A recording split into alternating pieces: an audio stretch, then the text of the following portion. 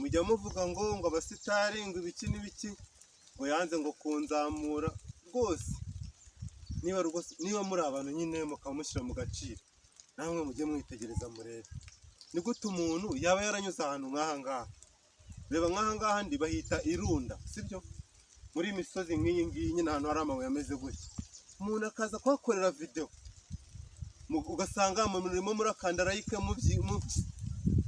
mugononwa mutabishaka, subscribe umuntu abanza kubinginga, yamara kugafata ngo wamaye subscribe akuramba mubitekerezamo. Umuntu aba yarahasorinze bro. Nimuzabona umuntu yarabaye umusitari wenda nk'abariya wenda baba bari hejuru yacu, umuvuga ngo uriya ngo ariyemera ngo ibiki n'ibiki, ngo Kiramani ngo yanze kunzamura, ngo Nyagiso ngo yanze kunzamura, ngo bamenye ngo yanze kunzamura kubera iki? Wowe ubivuga, who are you? Urinde uvuga ngo wenda ushobora kuba ufite impano pe, ariko yashoye byinshi, yashoye amafaranga, yashoye umwanya we, yashoye igihe, ageze aho izina rimeze neza, yiteretse ameze fresh. Nawe uraje ngo mfashe ku munwa gusa, nta kantu ntaki. Buriya niyo mpamvu nta hantu handitse wenda ngo tanga amafaranga runaka ujye muri filime, kuko ntayo wabona watanga. Hejuru ya hiti y'umuntu bro, nta kintu wabona watanga. Ni ibintu bigoye nyine, namwe muba mubibona. Turahasoringa tukajya mu misozi, tukajya mu bibaya, tugashwanyaguza ahantu hose. Urumva warangiza ejo ngo yaragafashe ngo iki n'ibiki, ntabwo uzi inzira byanyuze. Wa mugani wa mujama wigendeye bita Jay Polly, ngo uramubona mu kamodoka agenda, ngo nawe yibuka ku kamoto mu mvura amanuka. Hari abenshi bagenda ku tugare banyonga nyine imvura ibakubita, ejo bamubona ari mu gatwikiriye ngo ni umwiyemezi ngo anyemyera ifuti ngo ibiki n'ibiki. Ariko buriya muzi ikibazo cyo guha umuntu ifuti, nubwo njye nta modoka ntunze, umuntu umuhari ifuti wagera imbere ukagonga akakubabaza, ukamuvuza 100%, kandi wari wamuhaye ifuti. Niko rero no muri izi filime zacu cyangwa se no muri filime z'abandi, ushobora kugira umuntu ikigongwe ukamufasha kugira ngo atwike, akaza ibintu byawe akabyangiza. Umva, waramugire byibura umuce n'ayo mafaranga, ntanabyica avuga ati ariko nubwo ndi gukinira muri ibi bintu nabishoyemo, ariko sibazo none umuntu uzaza akangiza ibintu byawe nta n'icyo Uganda yaguhaye bro. Ibyo bintu se bibaho? Ntabwo bibaho. Abantu b'abasitari nyine namwe mubyumve nyine, nuko kwenda ngo mujye mudutsikamira cyangwa mutubangamire, mujye muri umuntu ufite tara. Ariko nanone umuntu udafite tara, udafite amafaranga, wenda umuntu ufite tara adafite amafaranga wenda birakunda. Ushobora kuzana impano iwanjye ukagira icyo wunganira abakinnyi bari bahari, ukaduha igitekerezo, ukaduha inama, ibintu bikagenda neza, si byo se? Ariko nanone kuba ngo uzanye amafaranga muri filime nta bitekerezo bizima ntaki, ubona uko ufite umufungo gusa.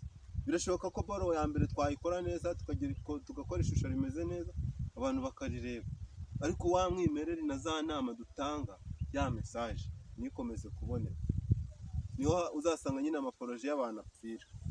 Ugasanga poroje y'abantu nyine filime yapanze yiberemo abantu bafite amafaranga gusa, nta muntu n'umwe ufite ikintu kizima cyo kumva wabonamo.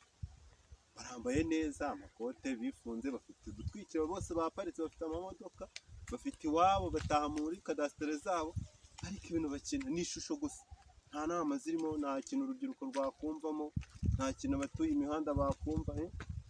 Murabona ahantu turi nyine abantu bacamo bafite inkwi, twajya ahantu mu cyaro cya zamani hamwe kure cyane, namwe murabibona kabisa. Eho ugasanga filime yibereyemo abantu b'abayobozi, babandi bafite za kadasitere, babandi b'amabogari bameze neza, bambaye amashati, ariko nta message. Urubyiruko rurafokasinga rukabura ikintu na kimwe, nta nyigisho, ntaki, ni ibintu nyine byo kutambukamo bambaye amakote gusa. Namwe murabona filime zacu nyine ahantu ziri kutujyana. Urubyiruko rukeneye kwiga, urubyiruko rukeneye kwiga. Dufite abana benshi babaye wenda bamwe bigeze ibirara, abandi bashaka kubivamo, ariko nta muntu wabikira arabyifuza. Umuntu wese yifuza ibyiza ariko bikanga, umuntu wese aba mu bibi atabyishimiye, ariko ariho ubuzima bwamujyanye, sibyo? Nubona naje gukora video ahantu nk'aho, ushobora kuba se yari yasaze, yagiye ahantu nk'ahariya kubera iki? Ariko hari impamvu mba mpari, nanjye mba naje kuruhuka mu mutwe, nanjye mbona uzana urusumbo n'ibintu byinshi nka biriya byose murebe iriya.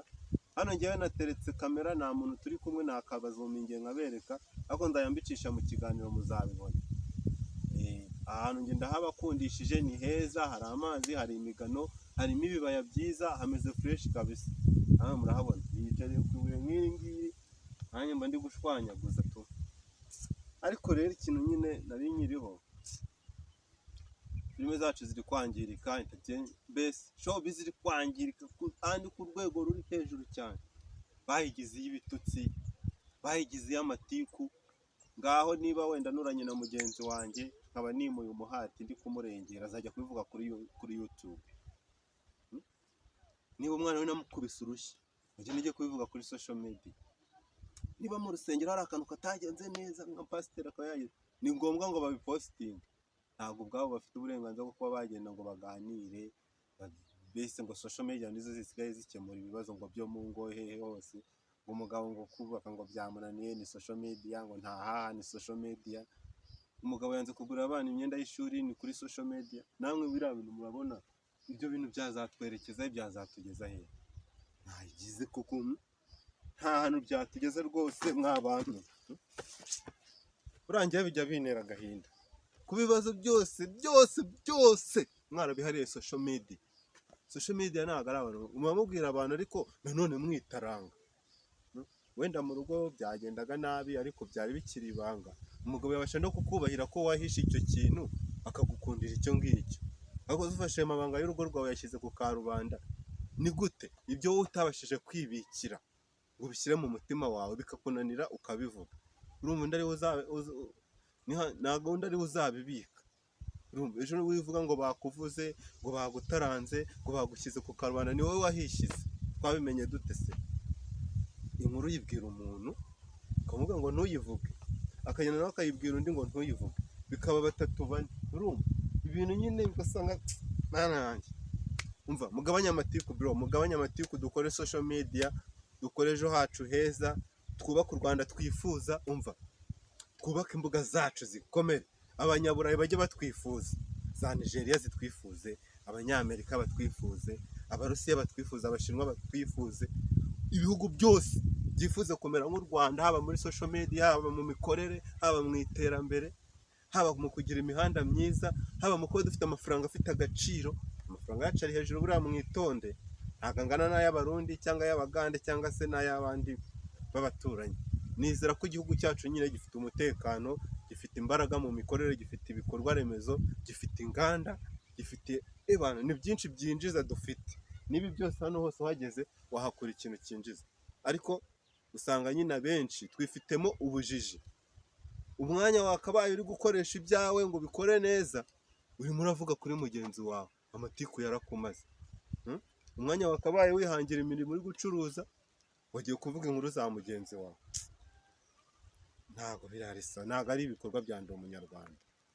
Dukore twiteze imbere, dushaka akazi dukore, urubyiruko ruve mu biyobyabwenge, bareka amatabi, bareka inzoga. Urumva ntabwo zizareka gukorwa, ariko nanone tutagabanya kuzinywa zizanaduhitana. Ntabwo bivuze ngo nuko ngo zikorwa ngo se ngo ko ngufu bazikora ngo Uganda inzoga nyine ngo bakazikora, ubwo ngo ntabwo bashaka ko zinyobwa. Arayikora ariko ntabwo aza kukwigisha uko bayinywa. Abantu mwe tunywe resi. Urumva, tunywe resi. Mwirinde ibiyobyabwenge, nta mbaraga ziba mu byatsi, nta mbaraga ziba mu bisindisha. Imbaraga umuntu arazivukana, umuntu uvukana Bible ziwe, akavukana kime ziwe. Buriya nubwo bavuga ngo hari furi ngo ziva ku byatsi no ku biyobyabwenge nk'inzoga n'ibiki n'amatabi, ariko hari na furi umuntu aba afite mu bwonko ziwe. Urugero ushobora kuvuga ati ngewe runaka ngiye kumukubita, nta kintu wafashe, ariko kubera ko ubyishyizemo izo mbaraga ukazigira, ukumva uruzuye. Ziriya ngufu aba arizo mugumana, mukoreshe, mureke ibiyobyabwenge, mureke amatabi, mureke inzoga, ibintu bigende neza. Ukora ibyo ngibyo akabikora neza, nta kibazo azagirana na leta, nta kibazo azagirana na munyarwanda mugenzi we, azabana na bagenzi be. Yewe no ku rusengero uzajya muri korari uririmbe, uzaba uri umwana mwiza.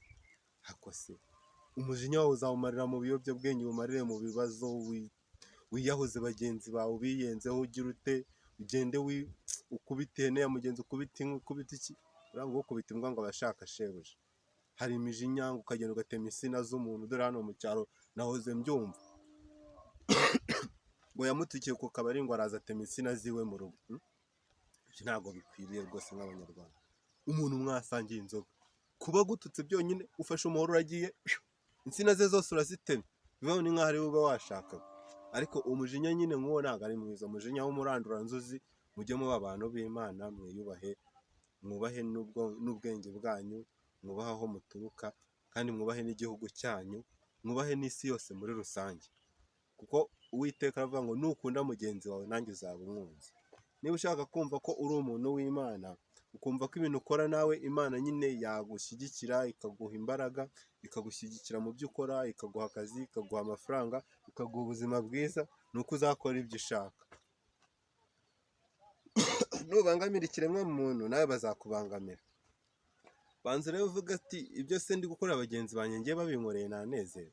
Niba wumva ikintu utagikorerwa ugikorera mugenzi wawe.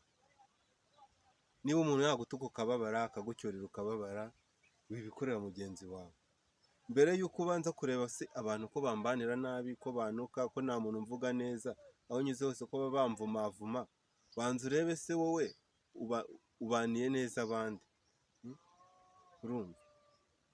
Uwo banza urebe ati mbere y'uko uvuga ngo uko abantu bakubaniye nabi, mu kinyarwanda cyiza, mbere y'uko ureba ko bagenzi bawe bakubaniye nabi, banza urebe wowe abo ubaniye neza.